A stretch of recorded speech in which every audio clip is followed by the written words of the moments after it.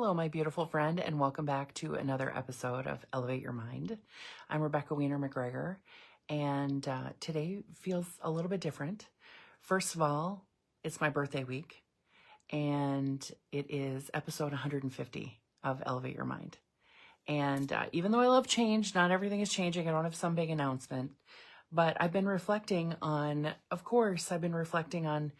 the podcast and what it's been over the years and how it started and all the places that I've recorded episodes and everything that's happened in my life while we've been meeting together.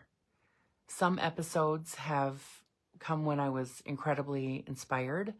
Some were recorded after a difficult day with a client, and their experience made me think differently about people and change. Some came after reading a fascinating book. Some came after a conversation with Joel over dinner. Some came after simply witnessing something someone did in the grocery store. Ideas have always found me in ordinary places. I'm sure for you too. You know, you're in the shower, resetting your crown chakra, washing your hair, and the ideas come flooding in. Have you ever done that? I'm sure you have. And that's one of the things that I love most about the mind. The human mind didn't just suddenly become interesting to me because of hypnosis. And it's not just interesting to me when someone joins me for a session. It's fascinating all the time, which is why I've been able to sustain this passion of mine for 22 years of helping people change and transform. It's still what I do every day. I'm a master hypnotist, I'm a subconscious expert, and I'm a leadership coach. And I absolutely love helping people experience freedom, especially to the level that they didn't think was possible. There's a level that they hope for, and then there's a level that they didn't even know they could dream about, and they can achieve that. I love that. And I love being with someone in a session, watching them carry something that they've carried and they've lived with for years and years, and watch them leave lighter. The rosiness come back to their cheeks, their openness come back to their heart. I love hearing that someone I worked with is sleeping through the night now, that they finally stopped rehearsing conversations in their mind long before the conversation took place, or that they've rerun and ruminated about that conversation long after it's over. That just is done. I love witnessing them finally stop apologizing for freaking existing. I love watching them enjoy this beautiful life that they've worked so hard to create. That work has and always will be at the center of my career. And not a single thing about that is changing. But something has been growing inside me for a while. And I realize that when someone asks me what I'm most fascinated with, I wouldn't necessarily answer hypnosis because that's the mechanism. I'd answer that it's the transformation of someone completely transforming their whole life and all of it starting in their mind. Isn't that freaking amazing and cool and fantastic and extraordinary? Hypnosis is one of the ways, it's one of the most extraordinary ways that I have found to help people change, and not just a little bit. To really release the symptoms they've been carrying and feel heart open, excited about their life again. Feeling like their life actually fits them and they fit in their life now. But my curiosity has always been much bigger than just hypnosis itself. I find myself constantly curious about people. I overhear a conversation in a restaurant and I start wondering why that one sentence landed the way it did. Or I'm watching someone do something and wondering what's happening inside of them that they chose to do it that way. I can walk into a home and immediately notice how differently I felt just 5 minutes earlier. I can read one paragraph in a book and spend the next 3 days, 3 weeks thinking about it. I'll hear someone say, "Oh, I'm not really a confident person." And instead of accepting that situation, my mind starts to ask questions. Who decided you weren't a confident person? When did that story start? Based on what? What happened? What had they been rehearsing in their mind? What would be possible if they stopped believing that story? That is how my brain works, and I love it.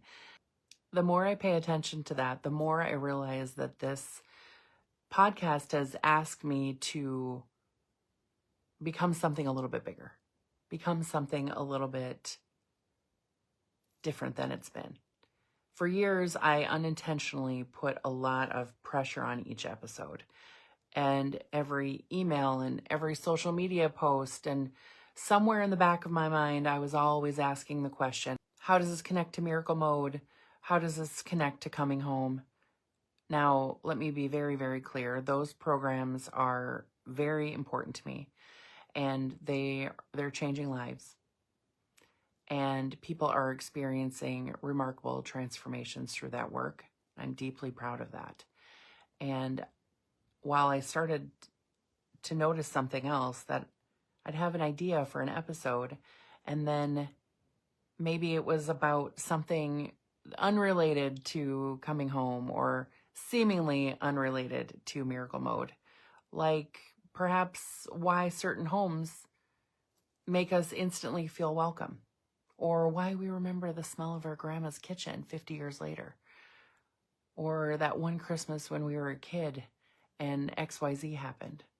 How can we still remember that, but not necessarily what we ate for lunch yesterday? Maybe the thought would be, why do bookstores feel so good? Why do they feel different from every other kind of store? And maybe then the question would be, why do some people apologize every time they ask for help? I think, ooh, that's curious. That's fascinating. Not with judgment, but with true fascination.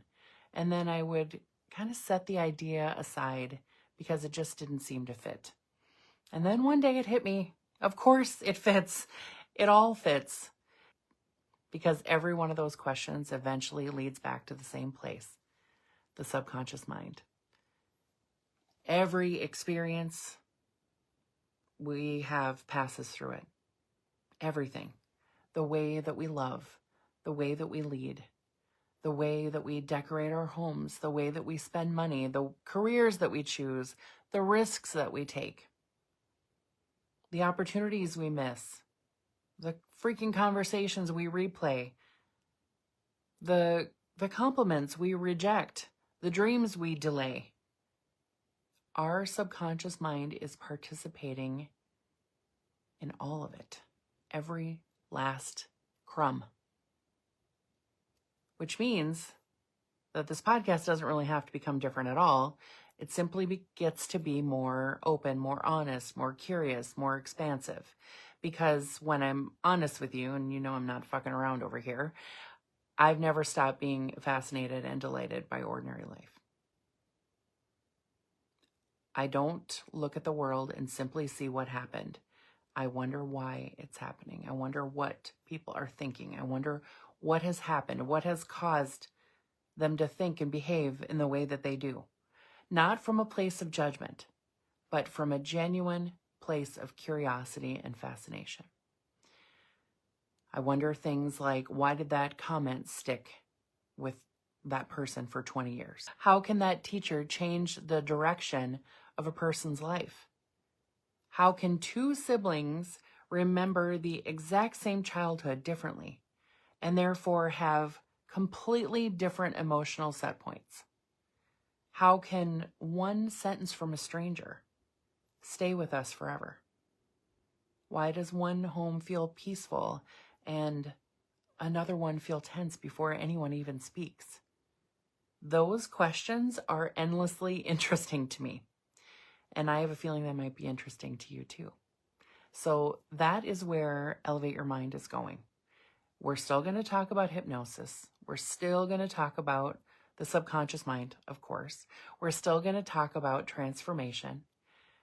And we're also going to explore psychology and leadership and relationships and books and creativity and money and delighting in the beauty of life and gratitude and our purpose and our passion, the spaces that we live in, the stories that we inherit, the habits that we repeat over and over without even thinking about them. We're going to talk about the things that make us laugh. We're going to talk about the things that make us cry, and the fascinating way that our mind shapes every experience that we have. The topic may change, but the lens won't. I can promise you that, okay? Because after 22 years of watching people, witnessing people transform their lives, I've become completely convinced of something. The most interesting topic in the world isn't hypnosis, and it isn't neuroscience, and it isn't psychology. It's people. That's what is the most fascinating. And once you start paying attention to people in this new way, with curiosity, start paying attention to yourself in this new way, with curiosity, you start paying attention to what's happening inside of you, then you begin to see yourself and the world differently. In fact, that's exactly what I want to talk about today. There's an idea that's been rolling around in my mind for months now, and it's actually pretty simple. And it's something that every one of us experiences every single day, and yet I don't think we talk about it nearly enough. Here it is. Your brain doesn't just see the world. You're not just watching the movie of your life, everything around you, and just see it, right? Your brain is interpreting every single thing all the time. We've talked about this a little bit, how your brain is constantly receiving data. Your subconscious mind is always giving you data. Your body is receiving data. There's a lot of data exchanges going on here. And your brain doesn't see the world, it interprets it. And when you know that, when you can recognize that, and you can pay attention to how your brain is doing it, it changes everything. I think it's one of the most important things that I've learned through all these years of working with people. We like to believe that we are experiencing reality exactly as it is. But we're not. We're experiencing reality as it's been filtered. Filtered through our memories, filtered through our emotion, filtered through our identity, how we think of ourselves, who we believe we are in this world, through our beliefs, through our past experiences. Just imagine two people walking into the same room, same lighting, same furniture, same people.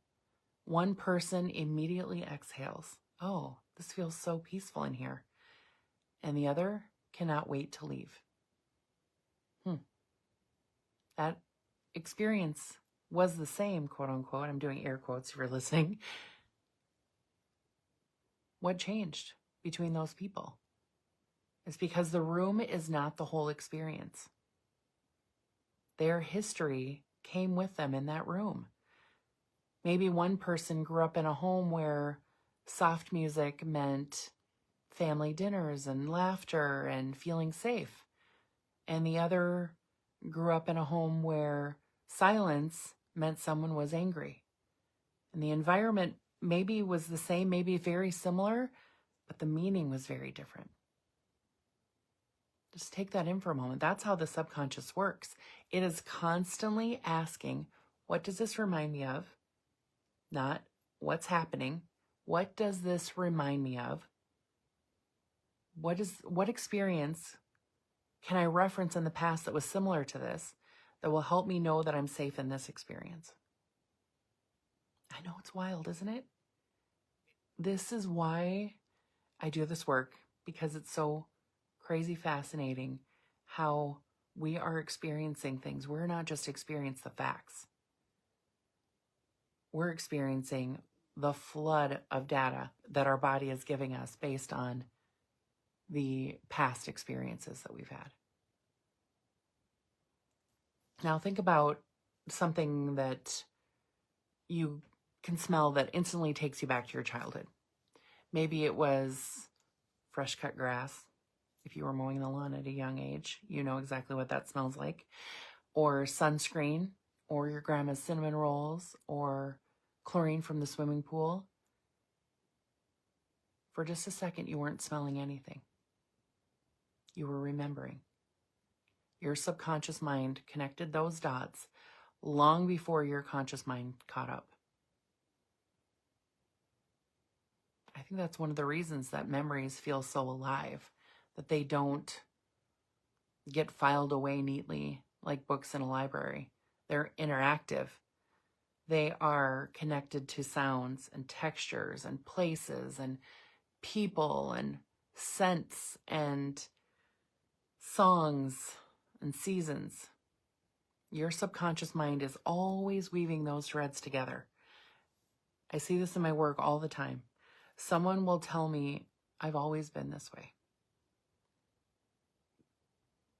I've heard that line so many times. I've always been this way. And I smile, of course, because I'm curious. Always? Or for a very long time? There's a difference. One sounds permanent. One sounds locked in. One sounds like a fact, right? And the other leaves room for possibility. Words matter, and the stories that we tell ourselves matter even more. One of my first questions, one of my favorite questions, when I ask someone about a feeling that they've been feeling or a belief that they have is, when did you first decide that?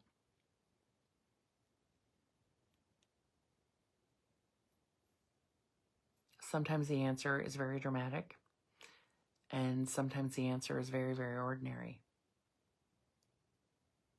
And people say kids are resilient, right? So we can just walk it off. We can just move on. But sometimes the story is a teacher embarrassed them in the 3rd grade. Or there was a coach who called them lazy or spoke negatively about them behind their back, and it got back to them. Maybe it was a parent who was constantly worried about everything, constantly catastrophizing about everything. Maybe it was a relationship that ended unexpectedly, and even while it was going on, it wasn't what they wanted. Didn't quite feel right. Something felt off. Maybe it was a comment that someone made during a presentation. Could have been a moment of rejection. Could have been a moment of shame. These feel like ordinary moments, things that we see people in TV shows and movies going through all the time. We've heard our friends talk about going through them. We've heard our kids talk about those moments. They don't seem like a big deal, but our minds are very, very powerful, meaning-making machines. Say that 5 times fast. Something happens, and almost instantly, our subconscious mind creates a conclusion. I'm not creative. I'm too much.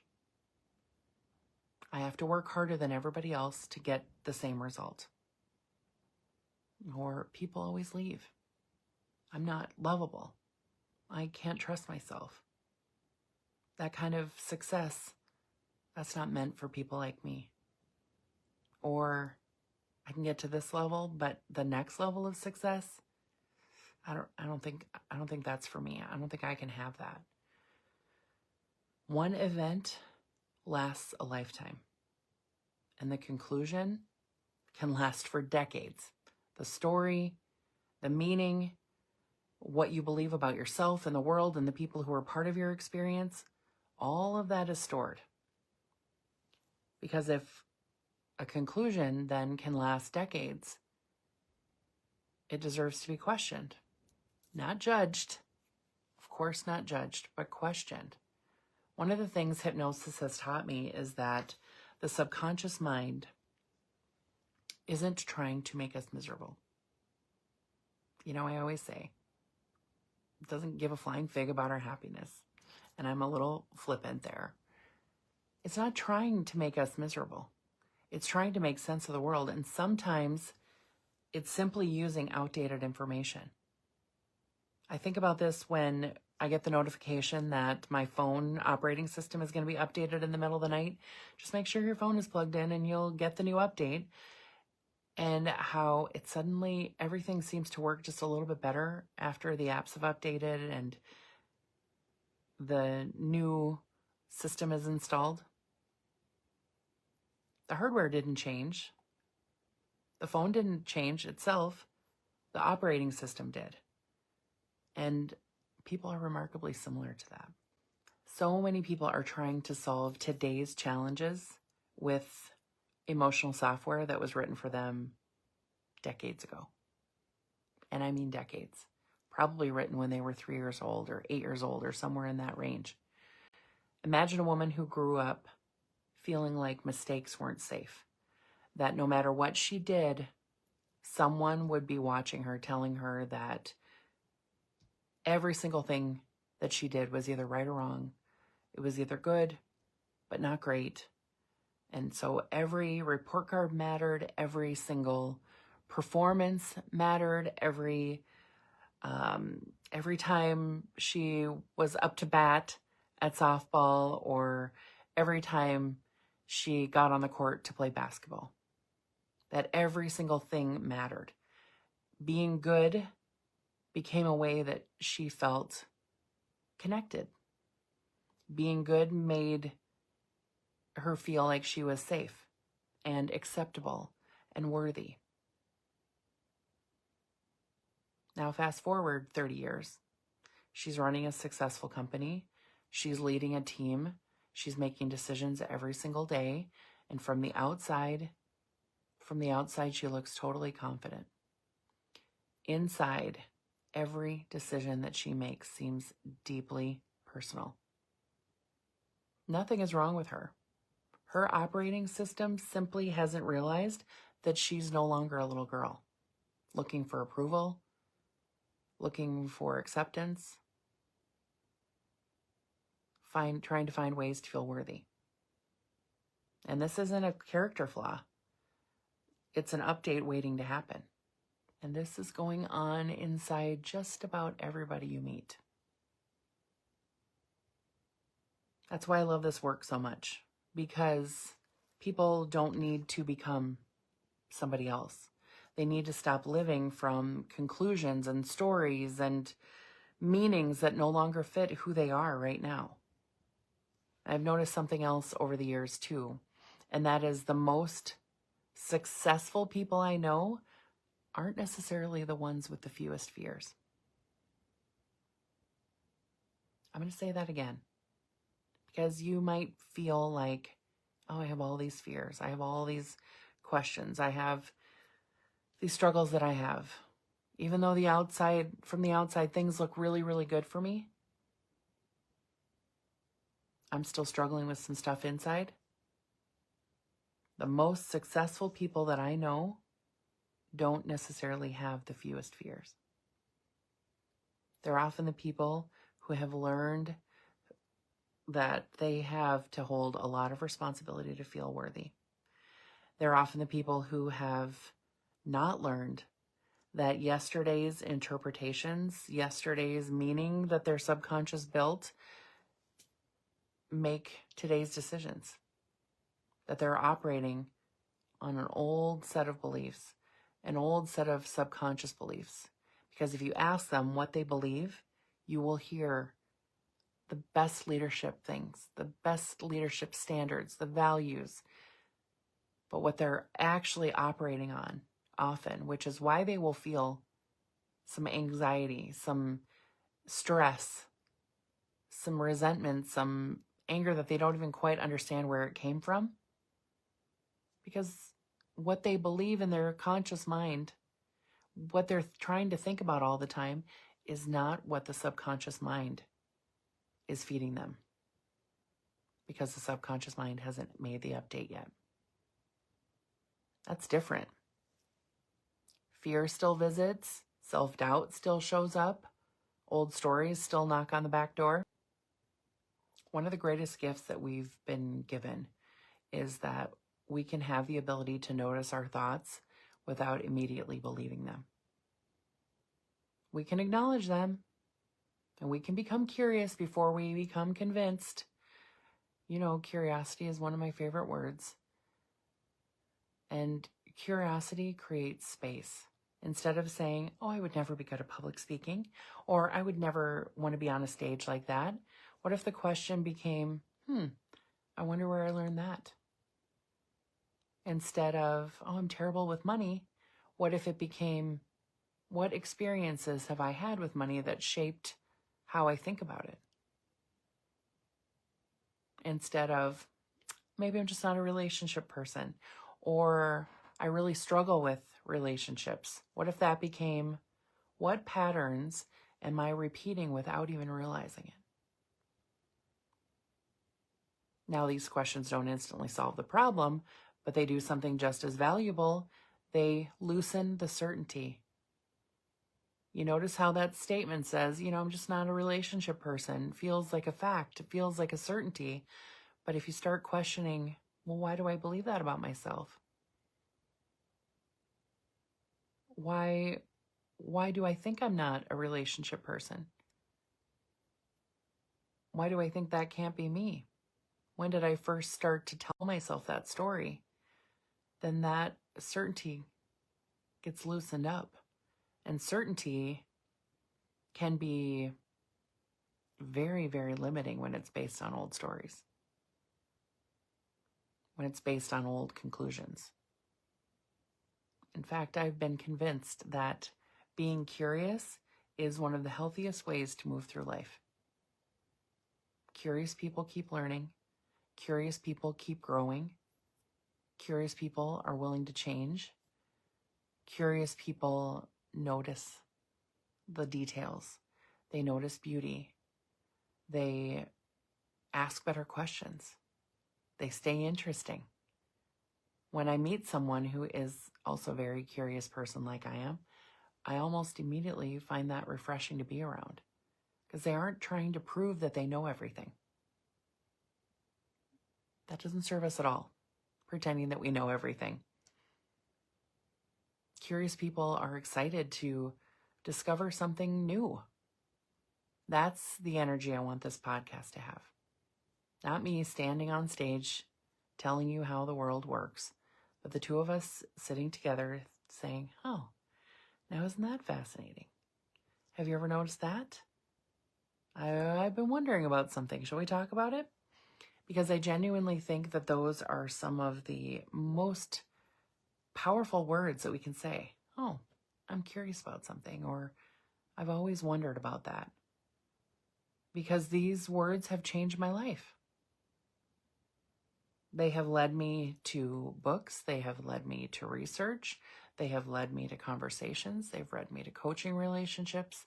They've led me to friendships and to breakthroughs with my clients and to entirely new ways of seeing the world.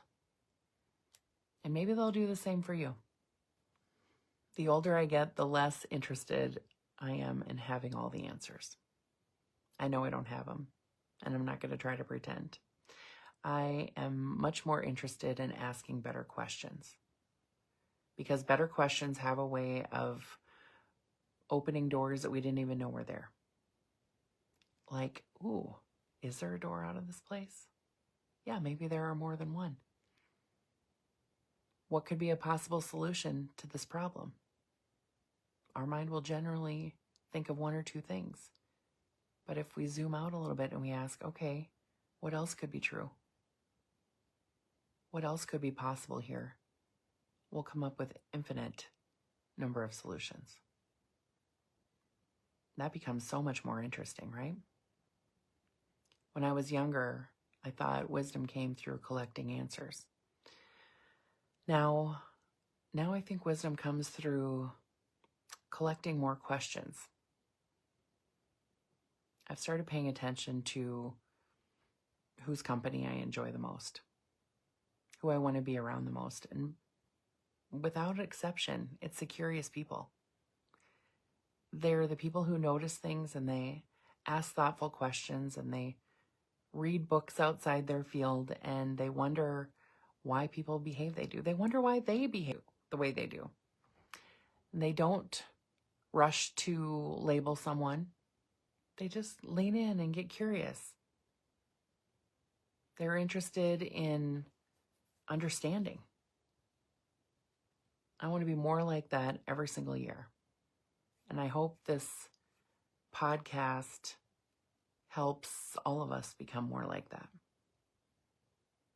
There's something that I've learned after thousands and thousands, yes, literally thousands and thousands of hours sitting with people. Every single person makes sense. Everyone. Doesn't necessarily mean their behavior is healthy. Doesn't necessarily mean every decision is wise. Doesn't mean every relationship should continue.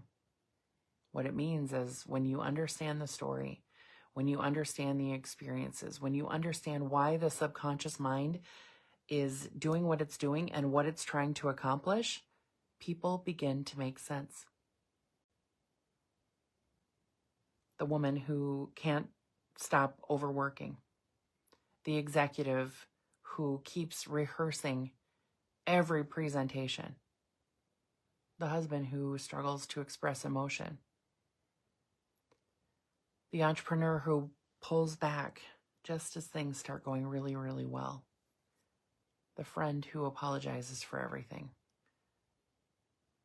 that person in our life who always needs to be right, the one who never believes compliments, the one who never ever rests, the one who keeps choosing relationships that hurt them. So often beneath the behavior is a mind that learned something a long, long time ago and simply never realized that it could learn something new. It's one of the reasons I have so much hope, and I have always had so much hope, because I have watched people change, not just once or twice, thousands of times. I have watched people who believe that they were going to be anxious forever discover what it feels like to feel chest open, heart open, breathe deeply, and have space between their thoughts. I've watched people who believe they weren't good enough find a confidence that didn't need to constantly prove itself. I've watched marriages soften, become less of a battlefield and more of a team experience. I've watched leaders become even more courageous. Businesses grow because when someone changes themselves on a personal level, everything they see will begin to change as well. Everything that they touch will begin to change as well. I've watched people forgive themselves even in their last days of life. I've watched them laugh at themselves like they haven't laughed in years. I've watched them come home to themselves, releasing all these stories about how bad they were or wrong they were or unworthy they were or not the successful person the world believed they were.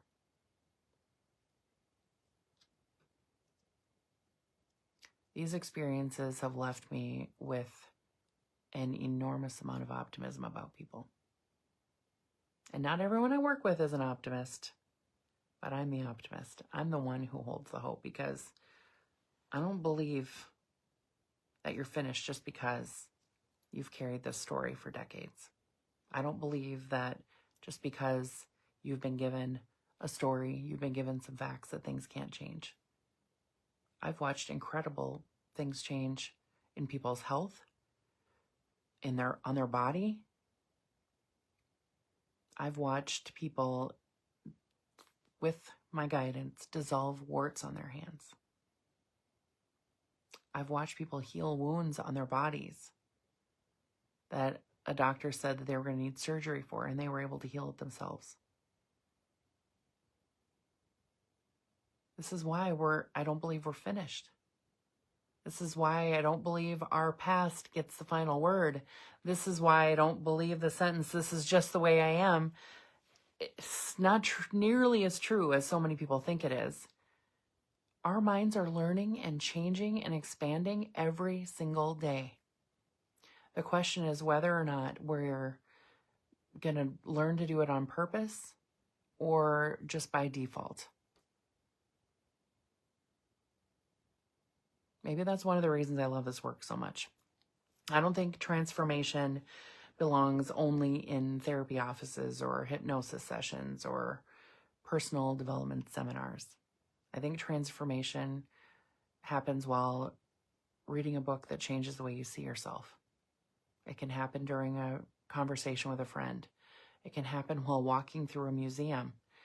It can happen while listening to a podcast on a Tuesday afternoon and suddenly think, oh, I've never thought about it that way before.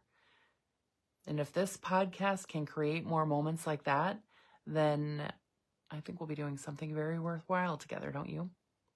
So as we begin this next chapter of Elevate Your Mind, here is my promise to you.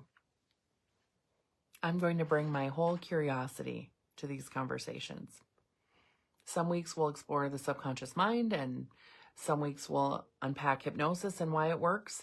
We'll talk about psychology and neuropsychology and psychoneuroimmunology. And we won't just be talking about big words. We're going to talk about all the cool things that happen behind them, okay?